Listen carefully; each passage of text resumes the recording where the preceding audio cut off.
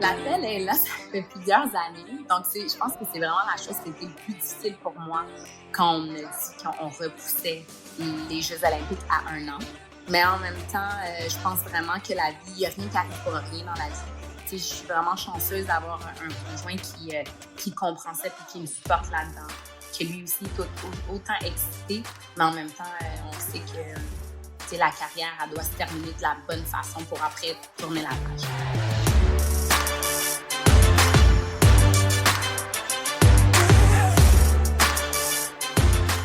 Bonjour tout le monde, bienvenue à mon podcast Elle brille. Mon nom est Geneviève Tardif.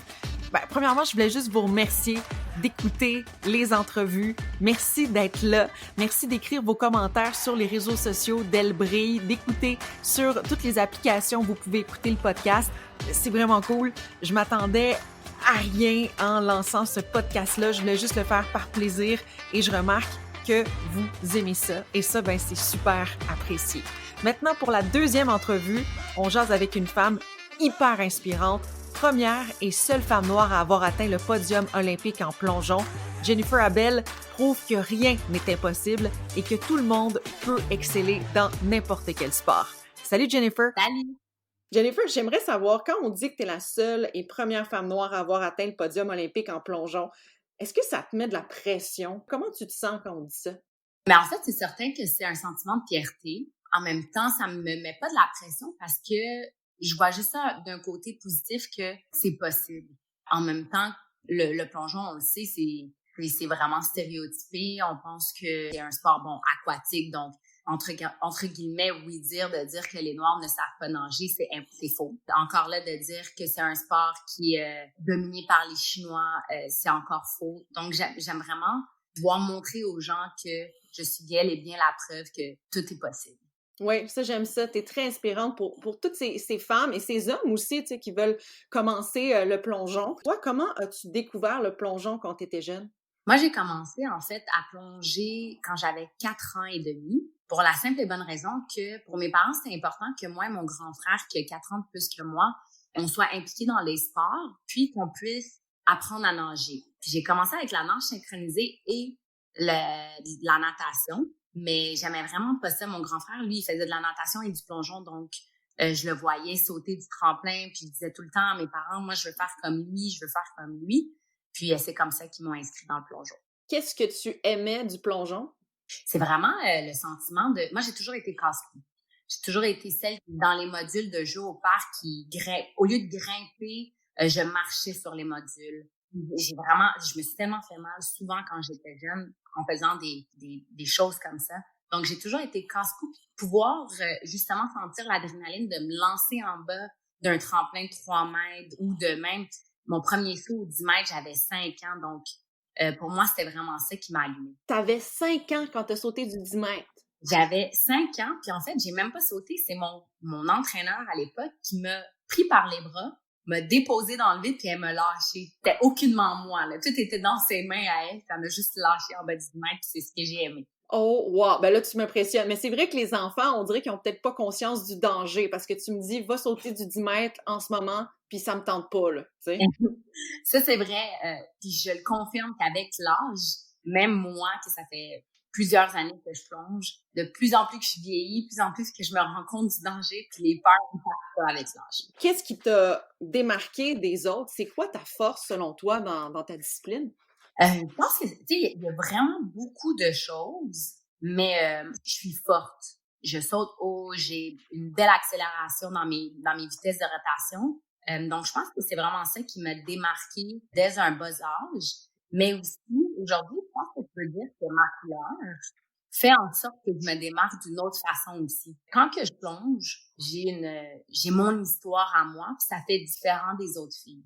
Ouais, non, c'est intéressant que tu dises ça parce que j'avais pas pensé. Tu as découvert ça quand, que ta couleur pouvait faire une différence dans le plongeon?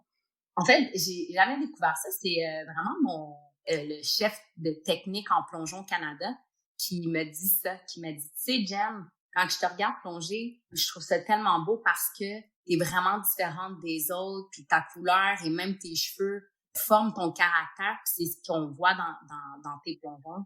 Tu as vécu des difficultés, je crois, dans ta carrière. Ça a été quoi ta plus grande difficulté?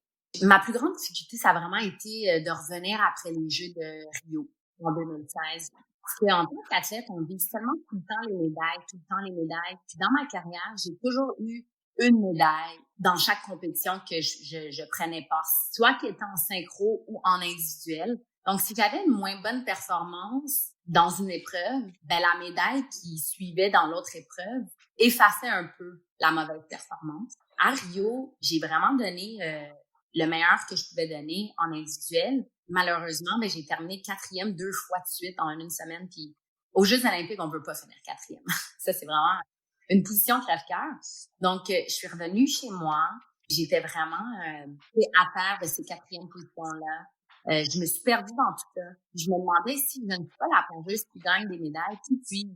Donc, c'est vraiment ce moment-là qui a été le plus difficile pour moi, d'apprendre à me connaître en tant que femme et non en tant qu'athlète qui gagne des médailles. C'est quand vous êtes des robots aussi, on gagne des médailles, on gagne des médailles, mais vous êtes des humains aussi, t'es une femme, c'est important de te connaître toi en tant que personne, qu'est-ce que tu veux pas. Comment as-tu retrouvé la flamme après ça, de remonter sur le podium, de vouloir gagner?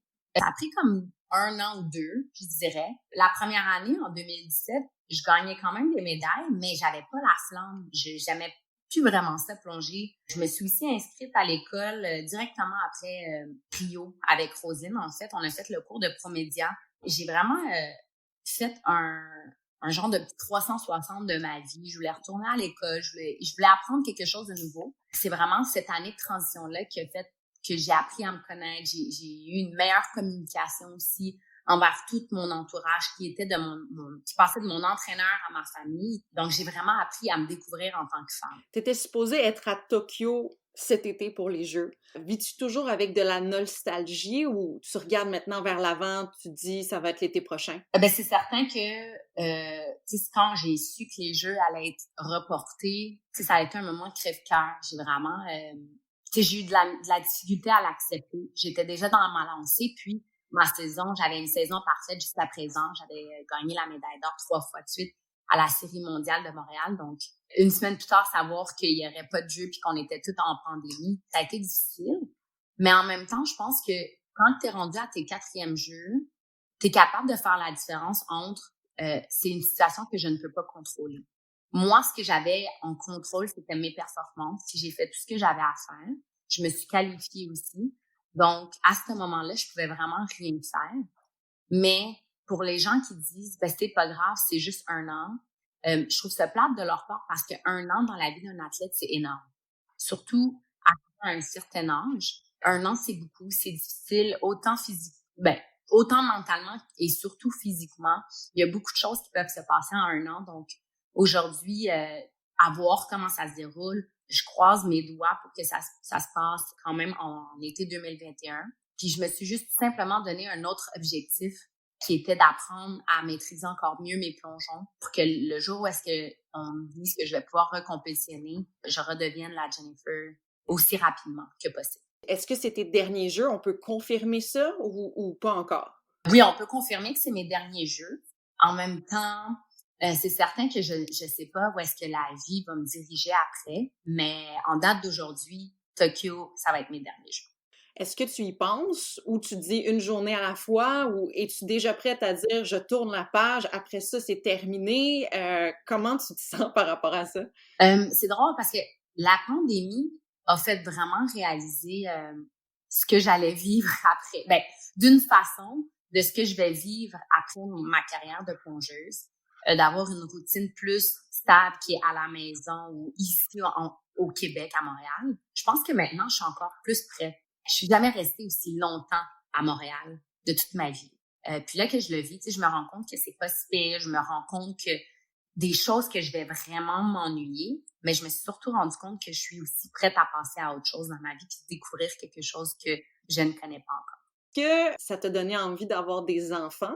L'appel est là, ça fait plusieurs années. Donc, je pense que c'est vraiment la chose qui a été le plus difficile pour moi quand on a dit qu'on repoussait les Jeux olympiques à 1 an. Mais en même temps, je pense vraiment que la vie, il n'y a rien qui arrive pour rien dans la vie. Je suis vraiment chanceuse d'avoir un conjoint qui comprend ça puis qui me supporte là-dedans, que lui aussi est autant excité, mais en même temps, on sait que la carrière, elle doit se terminer de la bonne façon pour après tourner la page. Ouais, je comprends tout ça. Puis tu parles de ton conjoint, qui est le boxeur David Lemieux, qui a une petite fille, Liliana. Comment vis-tu avec ce rôle de belle-maman? Ben, c'est certain que je suis fière, je l'aime aussi, tu sais, de voir Lily qui grandit tellement vite puis tellement bien, le cheminement qu'elle fait aussi. Je dois l'avouer, au début, c'était pas facile, de un peu gérer ma carrière d'athlète à être belle-maman. Puis on va se le dire, Liliana, c'est ma belle-fille aussi. Donc, il y a vraiment eu une grosse adaptation qui a dû se faire de ma part. Mais aujourd'hui, ça se fait tellement bien. Je suis tellement contente de l'avoir dans ma vie. Puis en même temps, j'ai un petit avant-goût de c'est quoi être maman. Donc, je suis contente et j'ai hâte de pouvoir agrandir notre famille. Je trouve que tu es une personne très humaine, très généreuse et très inspirante. Merci. Ouais, ça fait plaisir. Puis je te souhaite des Olympiques l'été prochain, s'il vous plaît, en 2021. On veut que ça bouge. Merci beaucoup. Ciao. Merci beaucoup d'avoir écouté l'entrevue. Si vous voulez plus d'informations sur Jennifer Abel, dirigez-vous sur notre page Instagram Elle brille. Et la semaine prochaine, on jase avec l'une des meilleures joueuses de hockey au monde, rien de moins. Alors je vous dis à lundi prochain. Bye!